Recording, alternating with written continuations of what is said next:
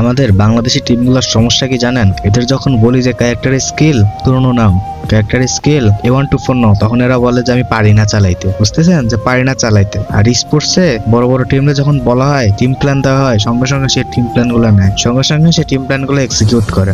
আর আমাদের বাঙালি প্লেয়ারদের বলে যে A124 চালাতে পারি না। কেন কেন চালাতে পারবে না? একটা প্লেয়ার A124 চালানো কি খুব কঠিন ব্যাপার? আর একটা প্লেয়ার যদি সবগুলো হলে ফিট না হয়, তাহলে সে স্পোর্টসের জন্য যোগ্য না। এটা ডাইরেক্ট কথা। একটা প্লেয়ার সবকিছু চালাতে পারার লাগে, হ্যাঁ, তার মধ্যে সব গুণাবলী থাকা দরকার, ঠিক আছে? তবেই সে একটা স্পোর্টস প্লেয়ার। যে একজন স্নাইপার তারও রাশিং স্কিল থাকা লাগে, আর যে একজন রাশার তারও হয়তো লাগতে পারে স্নাইপিং স্কিল।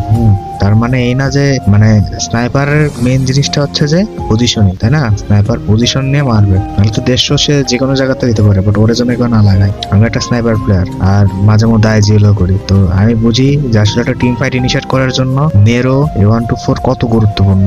A124 মারলে স্কিল ব্লক, তারপর আপনার রাশার ইজিলি ঢুকে মারতে হবে।